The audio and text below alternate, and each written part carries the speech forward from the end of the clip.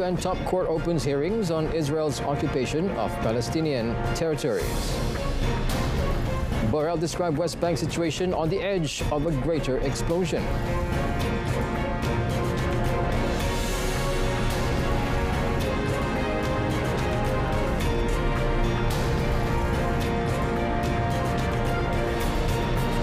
Good afternoon, I'm Otto Othman and you're watching World Today. The United Nations top court today opens a week after a hearing on the legal consequences of Israel's occupation of the Palestinian territories, with more than 50 states due to address the judges.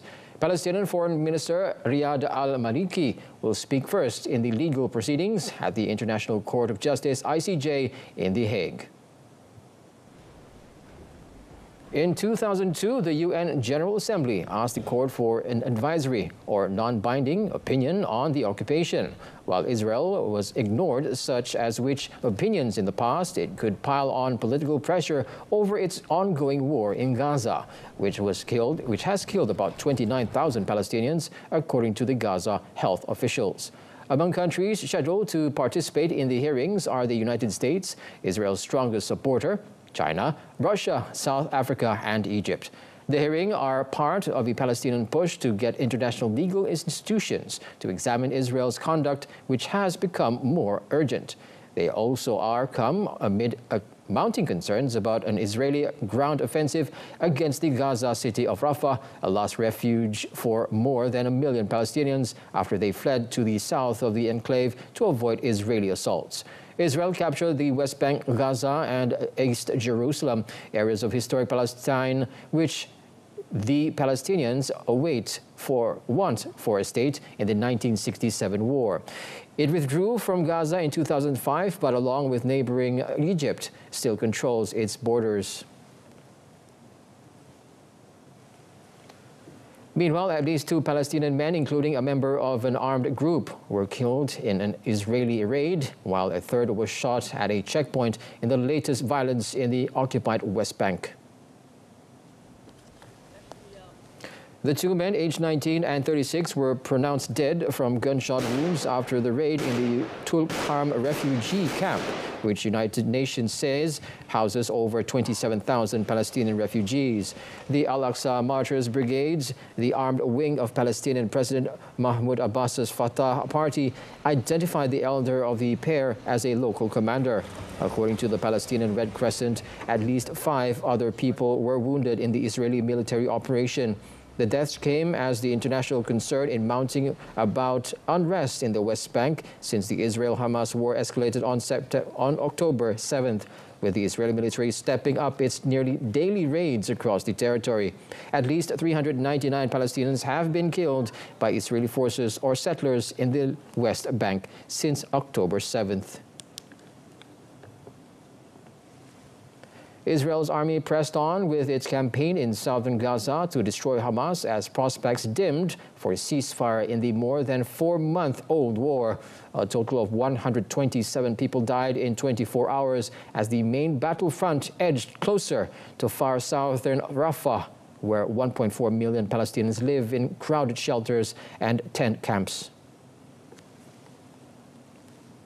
Israel's top ally, the United States, signaled it would veto the latest push for a United Nations Security Council resolution demanding an immediate ceasefire, as Washington instead favors a temporary truce and hostage release deal.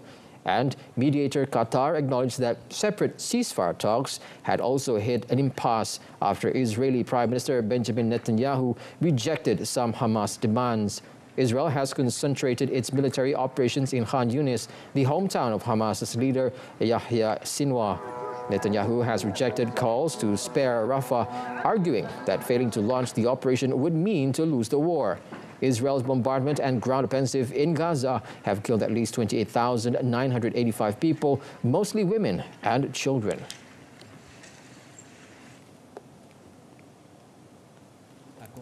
On a related note, European Union Foreign Policy Chief Josep Borrell described the situation in the West Bank as being a boiling point and warned that it could be on the edge of a greater explosion. He said the situation posed a major obstacle to finding a long-term solution for peace between Israel and the Palestinians. The West Bank is boiling. The level of violence against the Palestinians has been increasing since the 7th of October. It was already very high before that. And if now UNRWA has to stop supporting the Palestinian people in the West Bank, we could be on the eve of a greater explosion.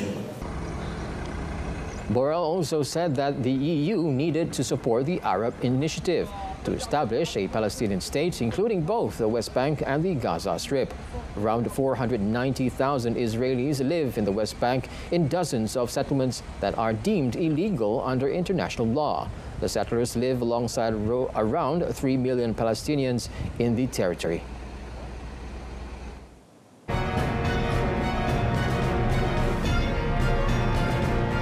Coming up, domestic abuse call turns into armed confrontation. More on that after this.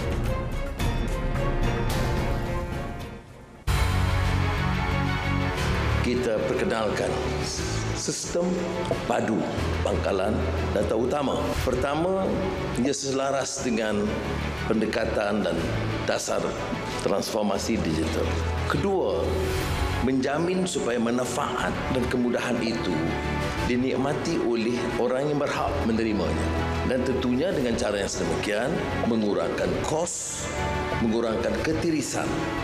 Dan kaedah diperkenalkan melalui padu ini ialah secara tidak langsung memaksa setiap warga negara faham tentang transformasi digital dan menggunakan sistem padu. Dengan sendirinya kita ada pencerahan kecelekan budaya dan kecelekan digital.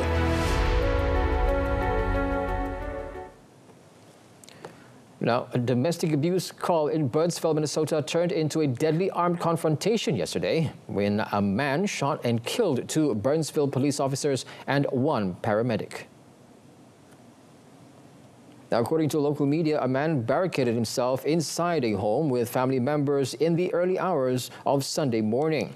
The encounter escalated into exchange of gunfire, killing 3 first responders and injuring another. Police officers Paul Estrand, 27, and Matthew Rouge, 27, along with fire paramedic Adam Finsteth, 40, were killed. Another officer, Sergeant Adam Medlicott, was taken to the hospital with injuries that are not considered to be life-threatening. Local officials confirmed the suspect is dead, but did not share any details about how he died. None of the other family members inside the home were harmed, including 7 children ranging in age from 2 to 15. At least 2 women were killed and 18 others injured after a fire broke out in Madrid nursing home. Spanish authorities said the blaze started at around 7 a.m. local time in a room on the first floor of the residence, which is home to 39 people. Now, firefighter Jose Luis Castillo said members of the rescue team found the second floor flooded with smoke, and they had to evacuate the residents who were there to a secure place. One of the injured, a woman was in a critical condition due to burns, while the rest were taken to hospital with moderate or light injuries, mostly due to smoke inhalation. Spanish media said the woman who died was the one in critical condition were in her 80s. The cause of the blaze is still being investigated.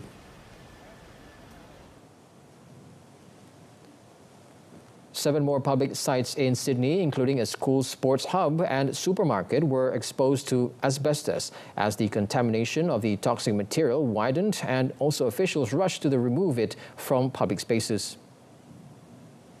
Now, traces of bonded asbestos in mulch have been found in 41 spots scattered across Australia's most populous city since early January, when it was found in a playground.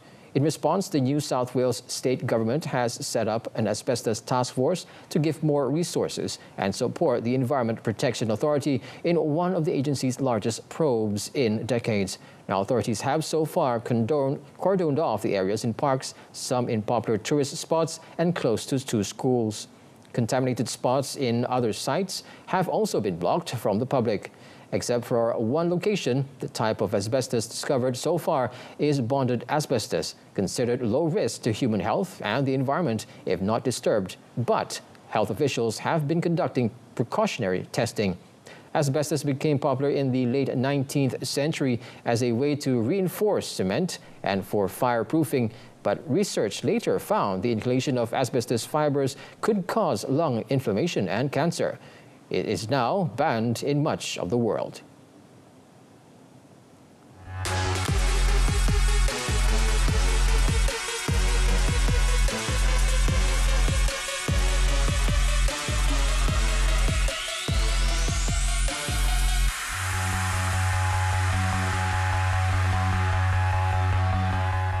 Huge crowds took to the streets of Mexico City yesterday to protest against President Andrés Manuel López Obrador's government and to defend democracy.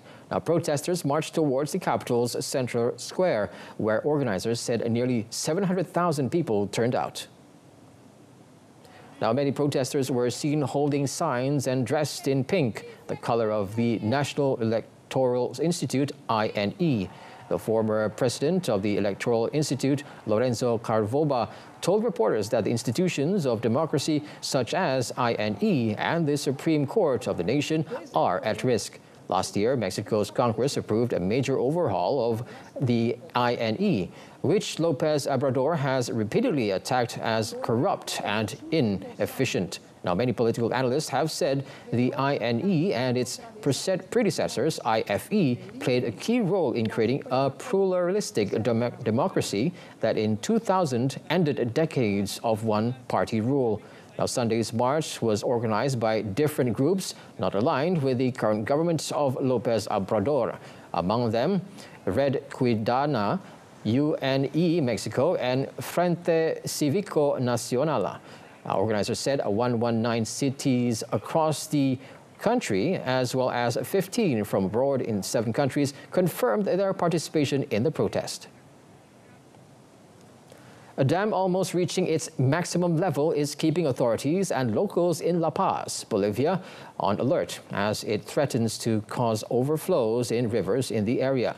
Now, the mayor of La Paz, Ivan Arias, said although the dam has not reached its maximum, it is at such a high level that one of its floodgates remains open in the release its waters.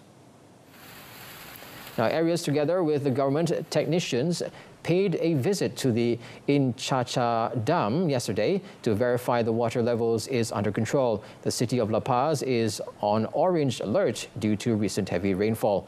In the area, rains have caused landslides that buried houses and left victims homeless, while some of the evacuated out of fear. Now, on Friday night, a landslide forced locals to escape their homes. Now, local media reported a woman and 2 minors were killed in the disaster, and around 60 families were left homeless in Achochala, La Paz. Now, the National Meteorology and Hydrology Service said in a report that continuous rain and moderate thunderstorms are forecast from Saturday night until Wednesday. Oppenheimer, Christopher Nolan's epic movie about the creation of the atomic bomb, swept aboard at least night's BAFTA Film Awards in London, delivering a serious statement ahead of next month's Oscars. Now, the move earned 7 awards in total, including Best Film, Best Director for Nolan, Best Actor for Cillian Murphy, and Best Supporting Actor for Robert Downey Jr. Now, in the film, Murphy plays J. Robert Oppenheimer, the U.S. theatrical physicist often called the father of the atomic bomb, who was haunted by the consequences of his creation.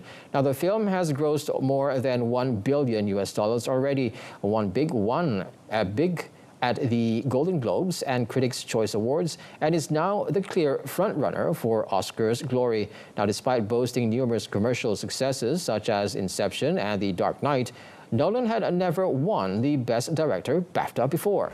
It was Downey Jr.'s second BAFTA, having won the Best Actor gong 31 years ago for playing Charlie Chaplin. And it was also a good night for surreal dark comedy Poor Things, which won 5 awards, including Best Actress for Emma Stone, who also won the gong in 2017 for La La Land.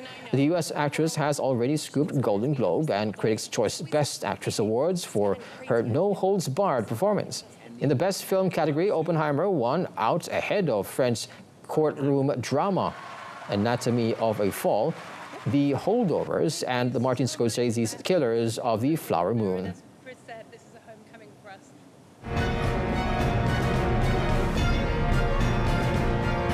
In our sports segment, Holland makes history scoring in 6 consecutive Premier League matches. So stay with us. Isu-isu sukan tempatan di pelbagai arena, pelbagai gelanggang. Pencapaian dan kontroversi akan dikupas dan dibincangkan dalam Planet Sukan setiap Ahad 10 malam di TV1 dan saluran sukan RTM. Saksikan juga secara penstrima langsung di RTM Klik. Kicking off our sports segment this afternoon, Rasmus Holland made Premier League history as the Manchester United striker's double ensured his side survived a scare for lowly Luton in their 2-1 win on Sunday. Now, Holland became the youngest player to score in 6 consecutive Premier League games after netting twice in the first 7 minutes at the Kenilworth Road. After failing to score in his first 14 Premier League appearances following his August move from Atlanta, Holland has scored 8 times in his last 8 games in all competitions. His brace should have put United in complete control, but Luton fought back impressively as Carlton Morris quickly reduced the deficit. Eric Ten Hag's side were under siege for spells and wasted several chances to kill off 4-button Luton in a tense final. Now, 6th placed under United's 4th consecutive league victory moved them within 5 points of 4th place Aston Villa in the race to qualify for next season's Champions League. At 21 years, 14 days old, Holland surpassed Newcastle midfielder Joe Willock's previous record, set when he was 21 years old, 272 days old. Ruud van Nistelrooy scored in 10 successive United top-flight outings in 2003 before Leicester's Jamie Vardy beat his Premier League record with 11 in a row in 2015. Now, over in Saudi Arabia, Alexander Mitrovic bagged a brace in the first half as Al Hilal comfortably beat Al Riyadh 3-1 in Saudi Pro League on Sunday. Now, regulations battling Al Riyadh were no match for Jorge Jesus' side, who have dropped just 4 points in 20 games so far this season. Mitrovic got the more home fans at the Kingdom Arena in Riyadh celebrating within the first 3 minutes with a close-range finish after Salem Al-Dawsari had dribbled in behind the visitors' defense. His second came from the penalty spot on the half-hour mark after Al Riyadh's Mohamed Al-Dusari had upended his Serbian international teammate Sređ Milinković-Savić. Now, that was the former Newcastle and Fulham forward's 25th goal of the season, and he has now found the net in 11 straight games.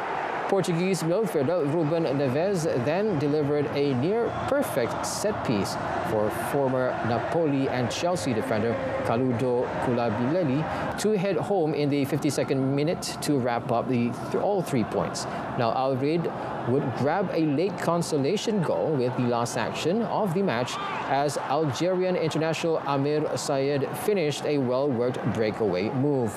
With 56 points, the win restores Al Hilal's 7-point cushion over Cristiano Ronaldo's Al Nassr at the top of the table, while Mitrovic trails Ronaldo by 2 goals in the Golden Boot race. Al Riyadh remain 14th, just 1 point above the drop zone. Meanwhile, Al Ittihad have secured their victory against Al Riyadh 2-0 on Sunday in the 20th round of the Saudi Professional League, as the Tigers have included back Karim Benzema to the starting 11. Moroccan international striker Abdelrazak Hamdallah opened the scoring just after the half-hour mark with a sublime finish to the edge of the box before adding his second in the 97th minute to put all the results beyond doubt. Al Riyadh's Uruguayan goalkeeper Martin Campana had gone up for a corner in the last minutes of injury time as the visitors pushed for a late equalizer, but a poor delivery allowed Al Ittihad to clear, and Hamdallah found the back of an empty net from the halfway line. The result sees Al Ittihad stay 5th on 34 points, while Al Riyadh remain in 15th, 1 point clear of the drop zone with 19 points.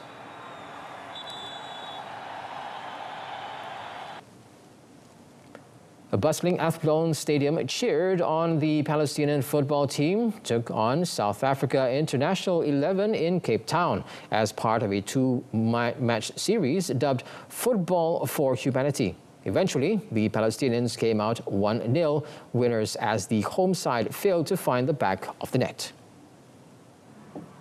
The match comes as international concern mounts over a prospective Israeli offensive into the far southern Gazan city of Rafah, with prospects a series of ceasefire in the more than 4-month-old war with the Palestinian militant group Hamas dimming.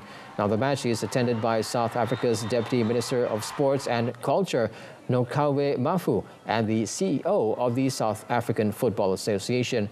Now, South Africa's ruling African National Congress has long supported the Palestinian cause, often linking to its own struggle against the apartheid government, which had cooperative relations with Israel.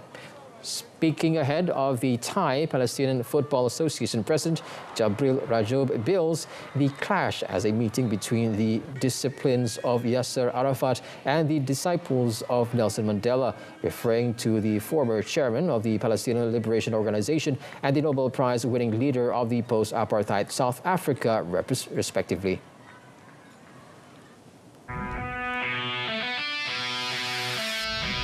TNB Liga Hoki Malaysia 2024.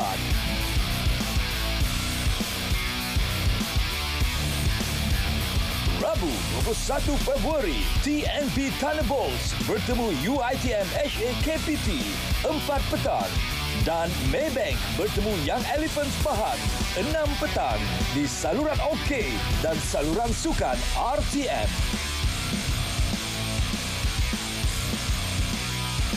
Juga saksikan secara langsung di RTM Klik.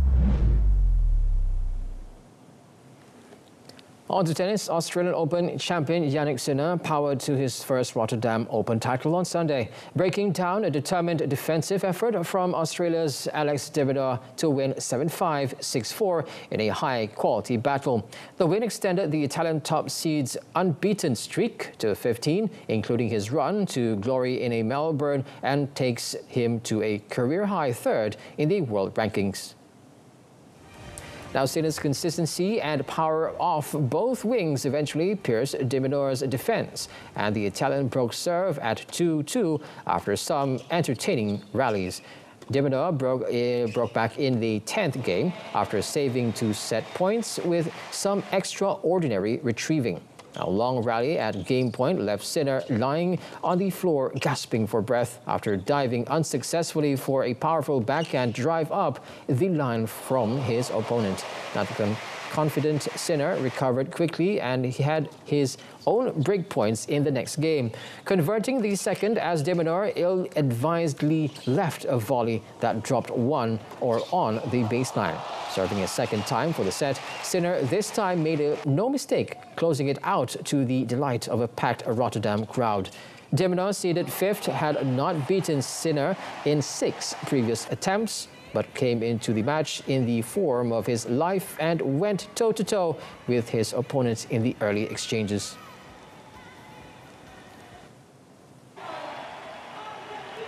In another tournament, Argentine wildcard Facundo Diaz Acosta captured his maiden ATP title in Buenos Aires on Sunday by defeating Nicolas Jarry, the man who had stunned Carlos Alcaraz in the semi-finals.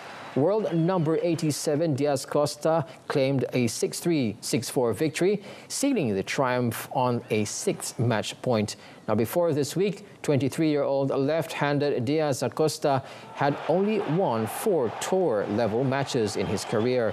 He will now rise to 59 in the world. Diaz Acosta joins the illustrious company of 22-time major winner Rafael Nadal as only the second lefty to win the tournament at the Buenos Aires Lawn Tennis Club and will rise to number 59 in the ATP rankings. On Saturday, Chilean world number 21, Jerry, had celebrated the biggest win of his career when he knocked out second-ranked Alcaraz in straight sets.